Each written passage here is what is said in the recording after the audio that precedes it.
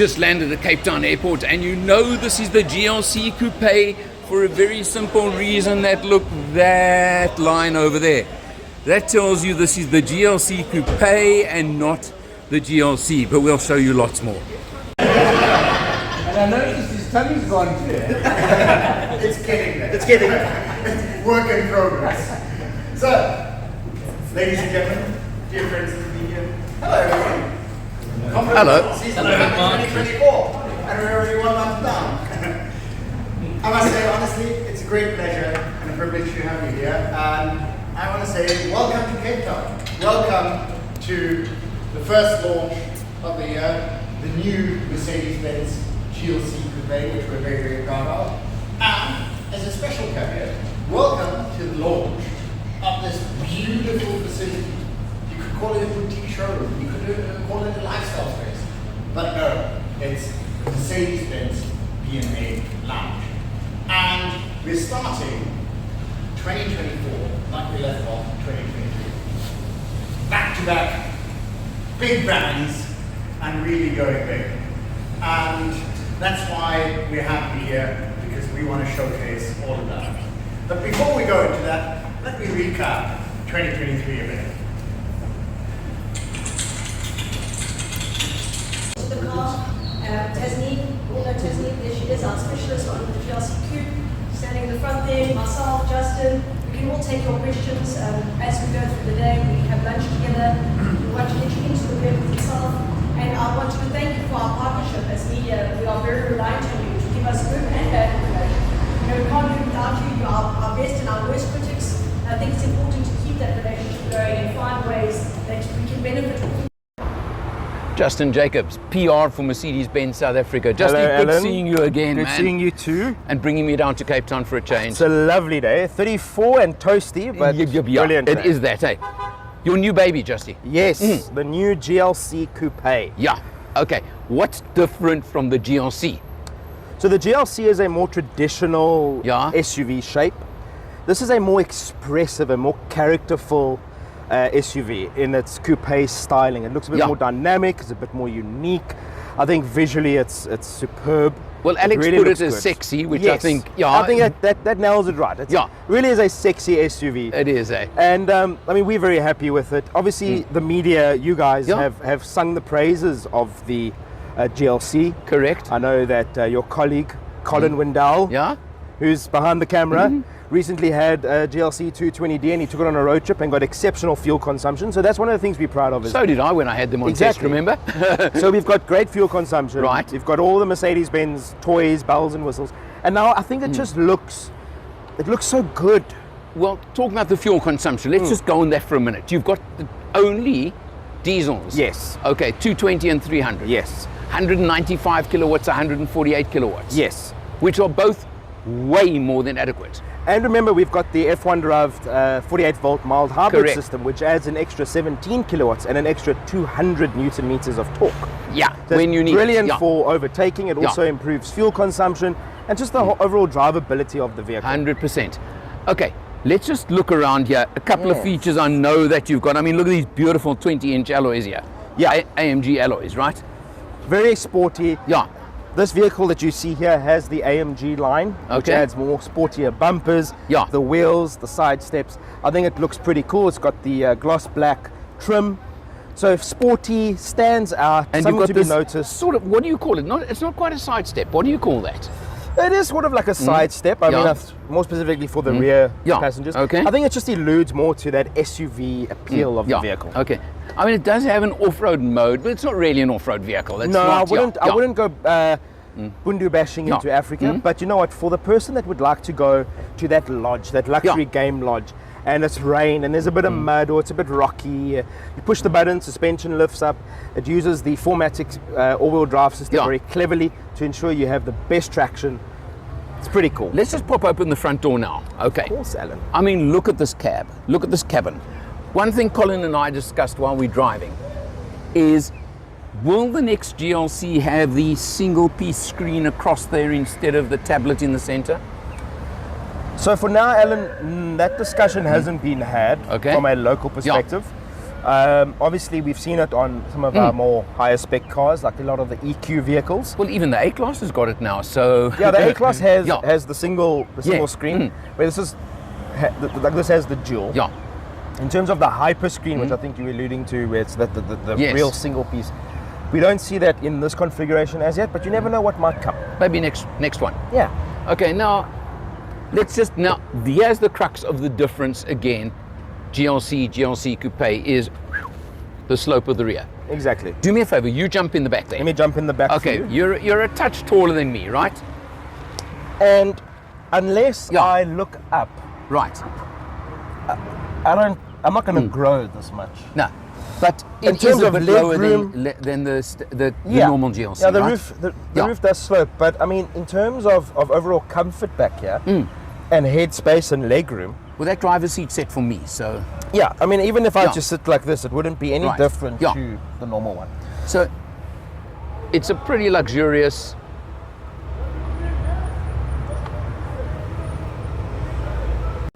Hello, my name is Michael. I'm the owner of Change Cars and the host of the TV show All Things Motoring. I have one mission, and that is to make a difference to the motoring public. Making a difference how? Making sure that you have safe options, making sure that you have knowledge. In that regard, it is my absolute pleasure and privilege to work with Alan Rosenmeyer of Motor Matters. The man with a hat, I'm the man with no hat, he's the man with the knowledge. Thank you for watching. Okay, well, it's my turn behind the wheel now. Colin, you drove a little bit earlier. What's your feeling on this car so far? It's a glorious touring luxury SUV. 100%. And it could be a sports SUV as well with 198 kilowatts under the bonnet. What do you think? If you put your foot down, it wakes up pretty darn quickly. Yeah, that's for sure. It really, really does. And it's a diesel, believe it or not. I mean, just out of interest. But we're on Tap and Speak at the moment. I mean, like, yes, I know I lived in Cape Town for so many years, but can you ever get over this view? Can you ever? And It's absolutely stunning. it's magnificent, eh? I mean, really, it's such a treat to come drive here. Okay, when we're out the car, the wind was howling, but it's fine now. It's no difference now. But it's just such a lekker road to be driving on. Hey, they're working overhead. Look at this section here where there are those retaining fences for rocks that unfortunately every now and then come flying down. Obviously after heavy rains and stuff like that, which don't happen that much in Cape Town at this time of the year, so let's not worry about that. But Colin, now listen, overall, I mean, GLC is a brilliant car. You've just had the 220 diesel on test, eh? Yes, I have. And you're impressed, weren't you?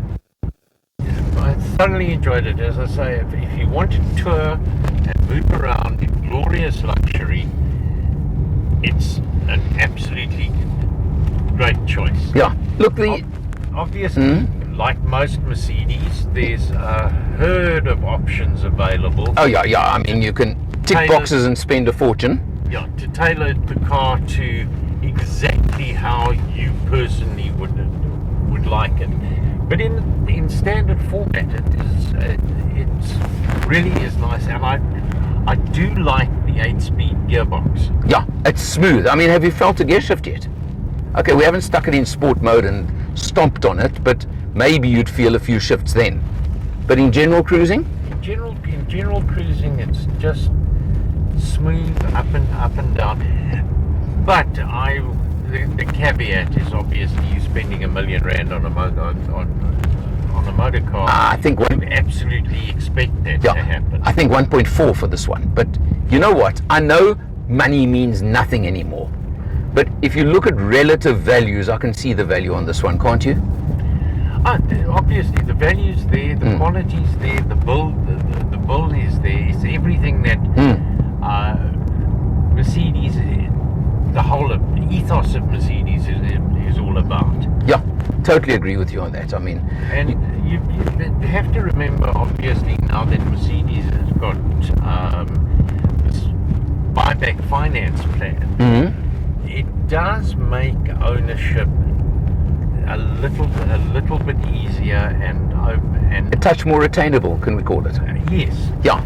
At all levels, through A class, yeah, going all the way up to S class. Well, yeah, but they've just brought it a little bit more within reach of a couple more people each time. I think that's maybe the way to term it, eh? Probably, yeah. Yeah. But look, we still got to do a bit more driving. There is the 220 version is available as well, which is 148 kilowatts, which is, you drove that one. I've driven both in the normal GLC. And let me tell you, that's more than enough as it is. But just look at the luxury we're surrounded. I mean, how's the screen, Colin? How is the screen? That is glorious. Yeah. As I say, I would dearly love Mercedes designers to be able to do a fully integrated screen, so you don't have this dust trap at the back. Well, the back here. The new A-Class, for example, and a lot of others have got that single-piece screen that runs across. I wonder if they're going to change to that soon in the GLC. Maybe the next generation GLC will get that. And pure iffy purism, I like my climate controls to be switches or knobs and not on the screen. Not on the screen, Sure. And then, okay, personal. should I get Alan's picky point in on every Mercedes? You do that. The stalk for your gear shift. Okay, what I must tell you, because I did it again today, have you, I guarantee you have, pushed the stalk in when you wanted to indicate a lane change, for example? Yes. Okay, now, something I think Merc have changed, and I need to question them. In the past, when it happened, I've suddenly gone into neutral, and the engine started screaming revs like you don't want to believe. I did it by accident today, and I think there must be some kind of lock that it doesn't just pop into neutral anymore. Have to check that. Yeah, I want to ask, because I know you didn't even realize I'd done it earlier, did you? No, and okay. I managed not to do it with the 220 that I had, but it just is my picky point on Merc for that reason, and I'm sorry, Mercedes, I will always comment on that. But I'm allowed one, aren't I? Maybe they'll change it one day, and everybody will have the indicator on the same side. Yeah. Well, if the people of the could ever talk to each other, right? Yes. But let's not go into world politics now. Colin, we've got a bit more driving. We're going to go and have lunch just now. It's the way to live on a launch, isn't it? Absolutely. Okay, pal, talk just now. Cheers. Justin, the last thing is obviously that compromise on the rear, the boot space as well. So now you do push that. it up there. Aha! And as you can see, you have all your luggage. There's a lot of boot space here. Much more than you'd expect. Yeah, we just under 600 liters with the rear seats up. When you put them down, it increases. There's nothing wrong with that, A lot of boot space. I think also what's nice is to give the customer an option with as little compromise as possible. Correct. Compared to the standard SUV to this. This is really the more fashionable, more image conscious. Fashion statement. Yes. Yeah. While still, I mean, it's still luxurious. It's based on the locally and proudly produced C-Class. Right. Built in our East London factory. So the quality, the luxury, every touch point is Mercedes. It's all here. And I think it just looks superb. Justin? Alan, thank you for joining us. Another lacquer one, thank you. Thank you so much. Only complaint, it's too quick. Yes. We'd love to have you here longer. But Alan, there is a lot more to come. So pace yourself. What a pleasure. Thanks again, Thank Justin. you, All right.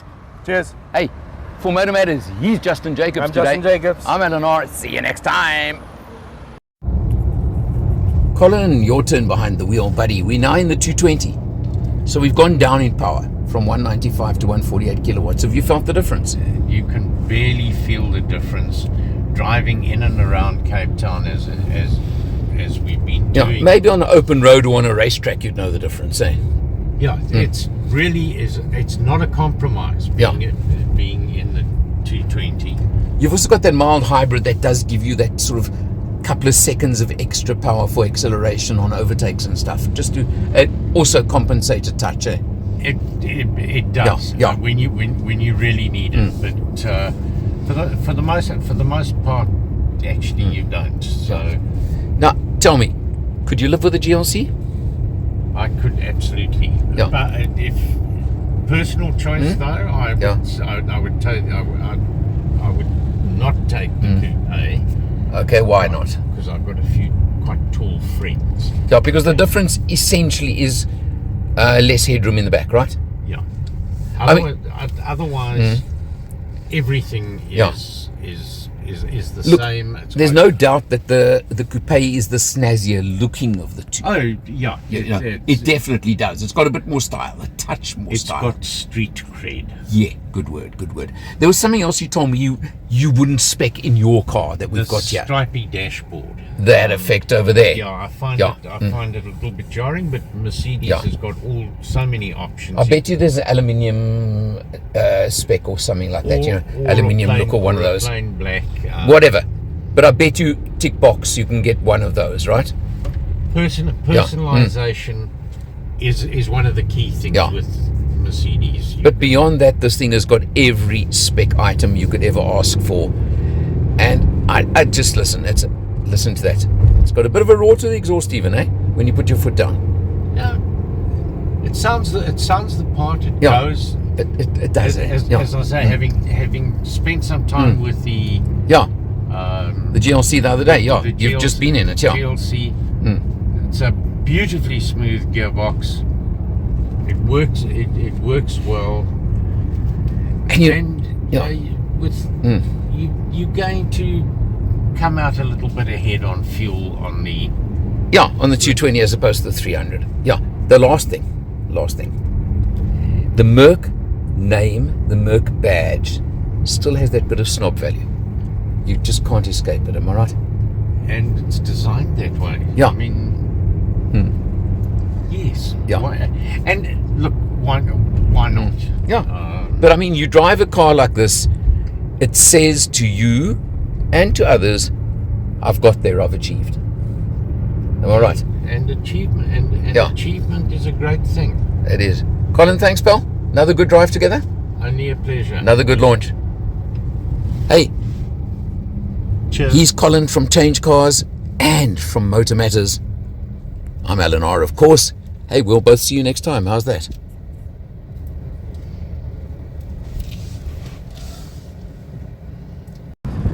The wind's howling because we're on Chapman's Peak, but what else is a launch in Cape Town without getting onto Chappies and taking a drive? The Mercedes GLC Coupe.